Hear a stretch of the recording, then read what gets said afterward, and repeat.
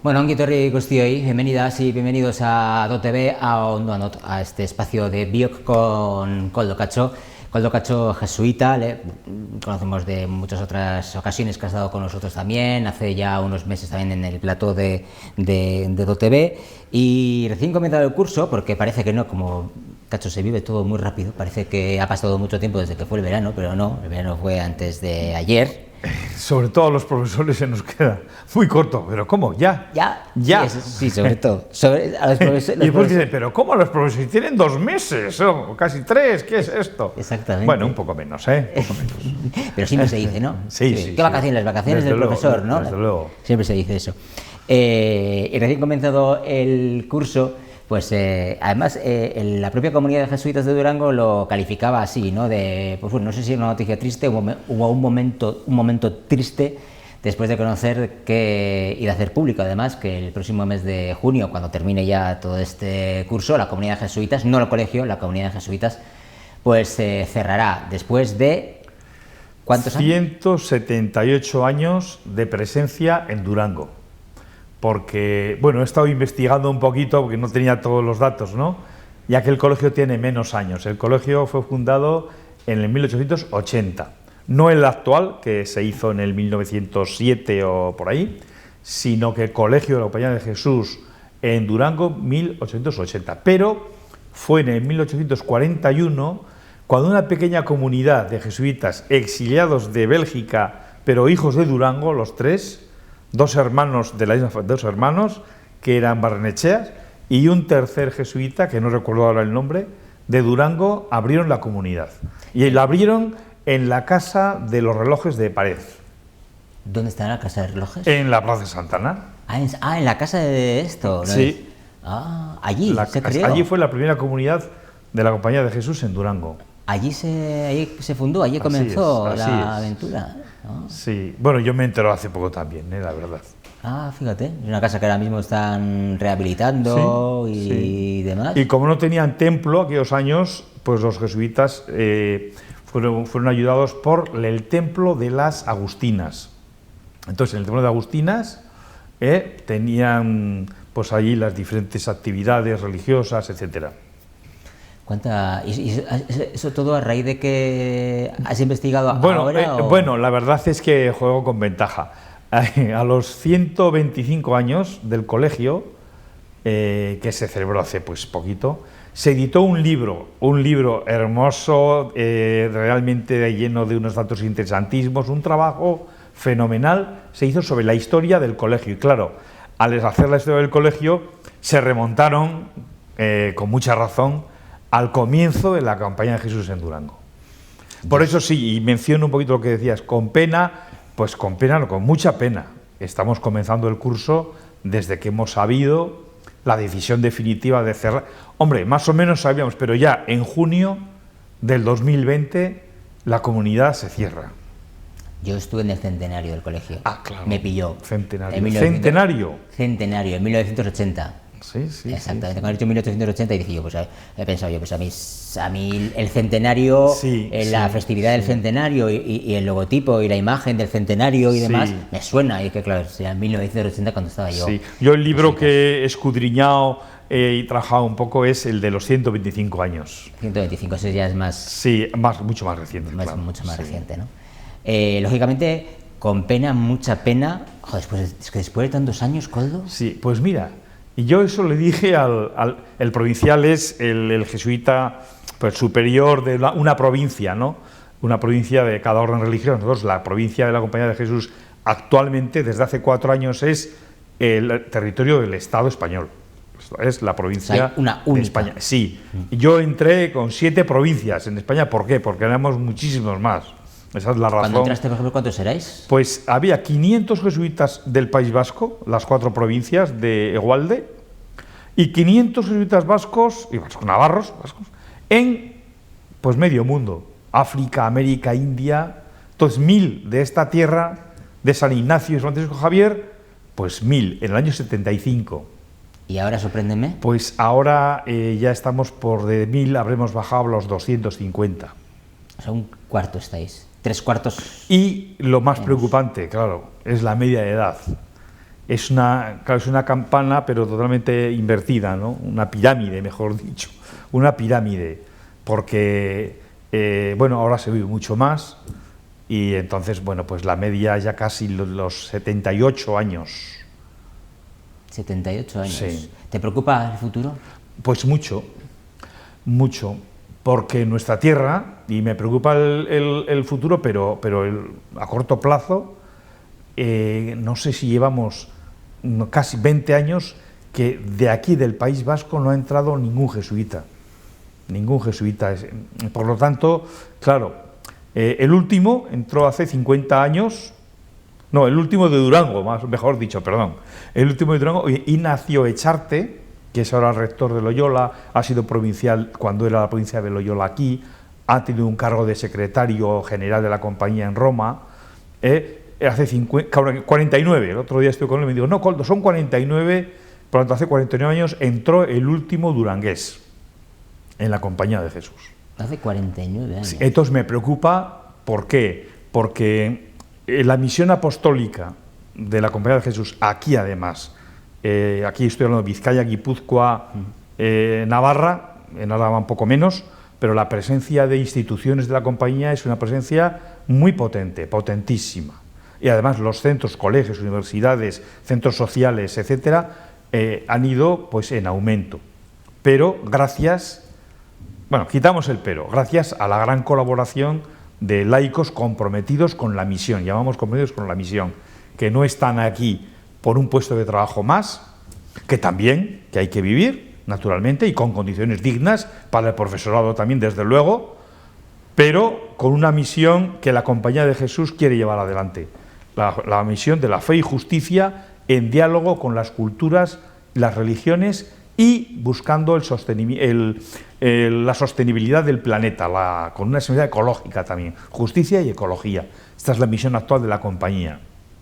Sí, que es muy en boga ahora mismo lo que más se pide, ¿no? Lo que más se pide, justicia, sí. Y también pero respeto, preocupante, ¿no? Es mucho, porque si no tenemos jesuitas de esta tierra, pues la verdad es que, hombre, por la tradición ignaciana, el jesuita que va a una misión, lo primero que debe hacer, y San Ignacio lo tenía muy en mente, es hacerse uno con los del país a donde vas enviado. Primero, aprender de ellos, de la cultura donde uno va.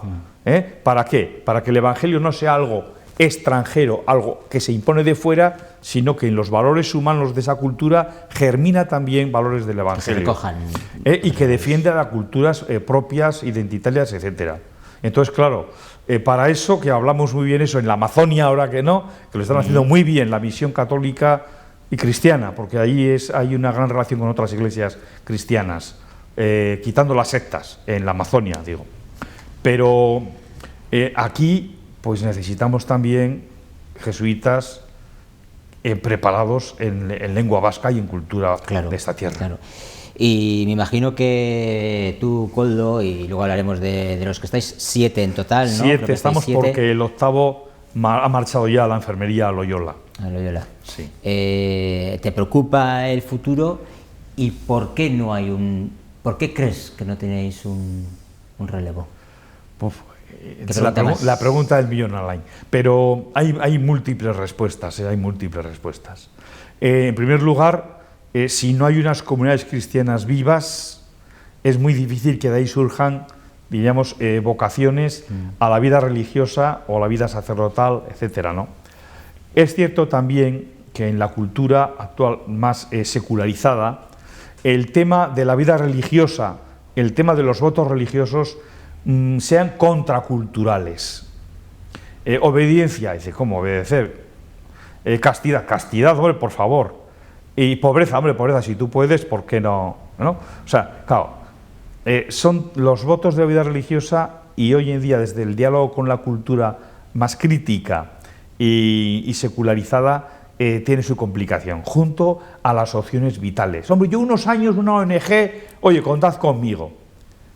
Pero ya una opción de vida ya es mucho más compleja. Eso habría que actualizar. Sin actualizar, hay que actualizar todo, y sobre todo una institución tan antigua como es la Iglesia, que a veces, además de ser antigua, que no tiene nada de malo, al revés, pero lo que no puede ser es anticuada y anticuaya. Y en algunas cosas, o en bastantes, estamos viendo que la Iglesia tiene cosas antigualeco, decimos euskeras, está antigualeco, que es necesario, sí que desde luego renovar. ¿Cómo qué, por muchísimo. ejemplo? Habla de la castidad, de la obediencia. Sí, ahí muy claro, por ejemplo, lo tenemos en el tema del sacerdocio de personas casadas, que vemos que no es la solución, tampoco quiero decir la solución. Están llenos los seminarios de casados. Bueno, un poco menos. ¿Por qué? En las iglesias cristianas hermanas, luteranas, evangélicas, etcétera, pues algunos sacerdotes, e incluso, y esto no se sabe, en la Iglesia Católica, bajo la autoridad del Papa, hay lo que llamamos la Iglesia Católica de rito oriental, donde los sacerdotes, hay sacerdotes casados, y se ordenan a varones casados, y son de la Iglesia Católica. ¿Por qué no también en la Iglesia de rito latino, nuestro, por qué no ya se abre ese abanico que yo creo que a la hora de hacer un servicio a la Iglesia, un servicio a las comunidades cristianas, sería una cosa muy buena. Podría facilitar un seguimiento, un futuro. Y después un tema muy pendiente en la Iglesia es el tema de la mujer. Eso te iba a preguntar, era la siguiente pregunta que quería hacerte. Hay una gran sensibilidad en el mundo, sobre todo más occidental, también hay que decir, en la cultura occidental, respecto de la mujer. Culturas orientales, la mujer todavía, en religiones también más, hay más dificultades de que la mujer acceda a todos los puestos que pueda acceder el varón. ¿Qué es lo que ocurre en la Iglesia? Pues que hay una falta de comprensión y de incluso los mismos textos sagrados, que a veces se consideran tan sagrados como si fuesen escritos directamente por la mano de Dios, o dirigidos automáticamente. Antes he explicado un poco a ti, pero claro, caemos en el ridículo.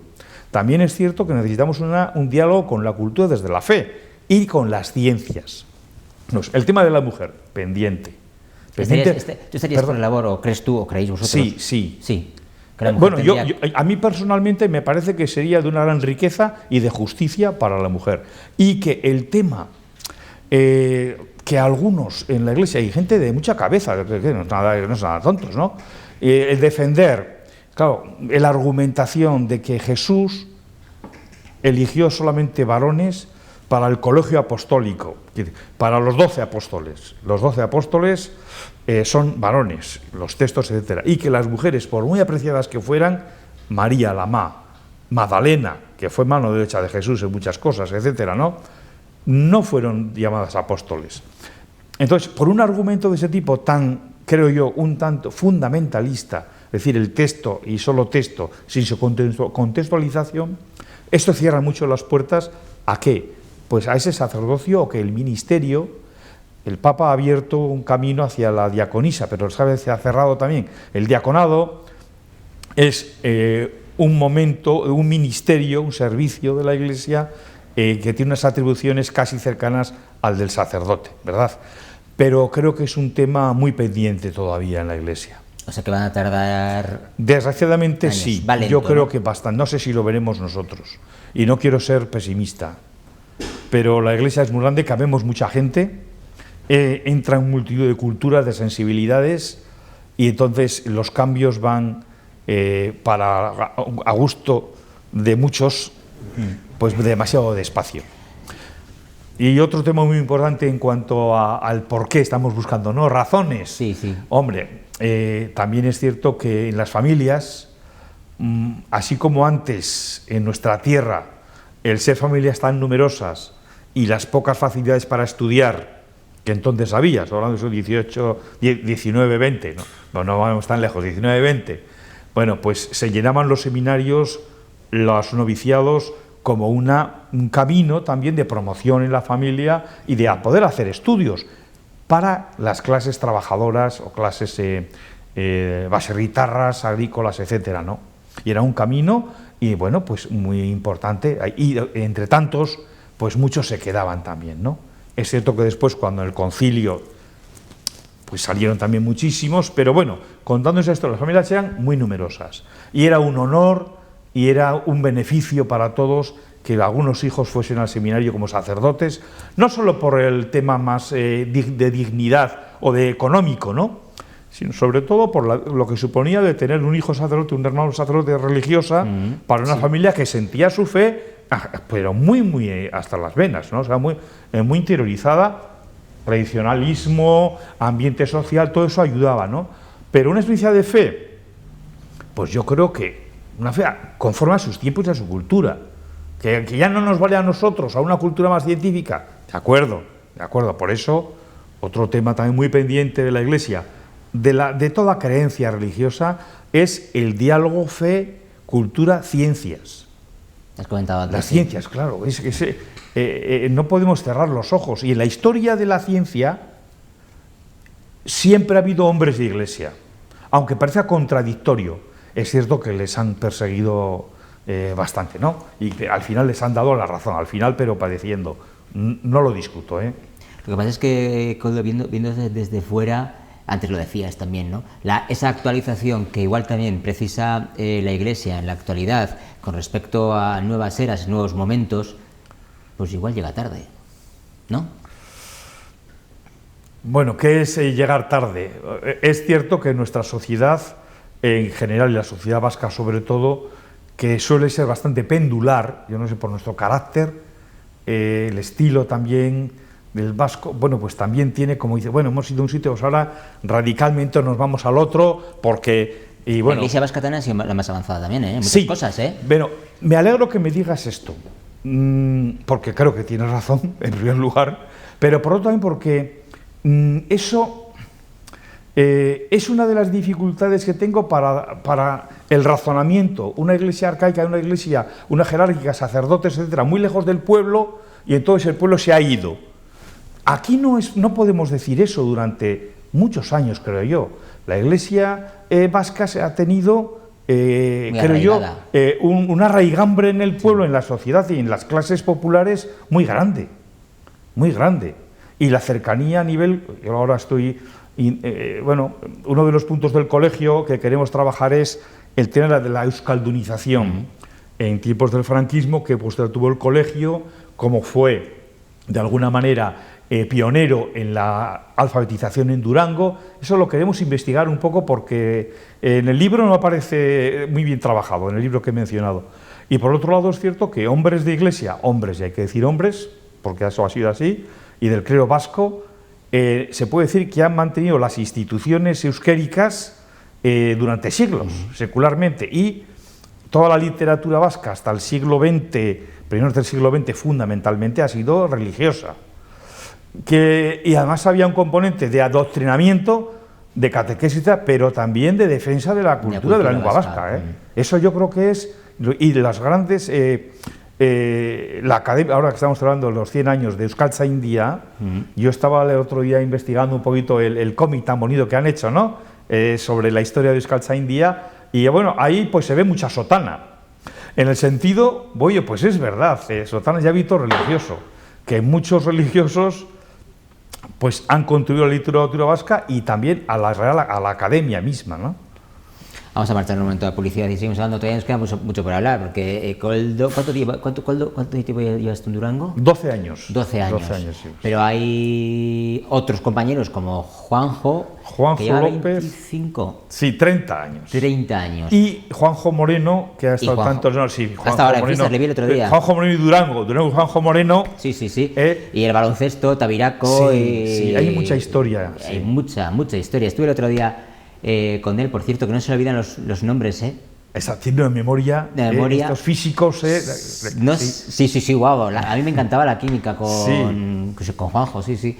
Y le vi el otro día en la comida de los chupineros, que suele ir todos los años. Y la verdad es que es una alegría poder ver, aunque sea una vez al año, pero poder ver a gente conocida, es una alegría. Y más cosas que tenemos que hablar. ¿Qué pasa con la casa de los jesuitas que reciben a gente sin techo y demás? ¿Qué pasa con Tavira? Hay muchas cosas pendientes y muchas cosas que tendrán que valorar, pero bueno, hablaremos de eso en unos momentos. Hasta ahora.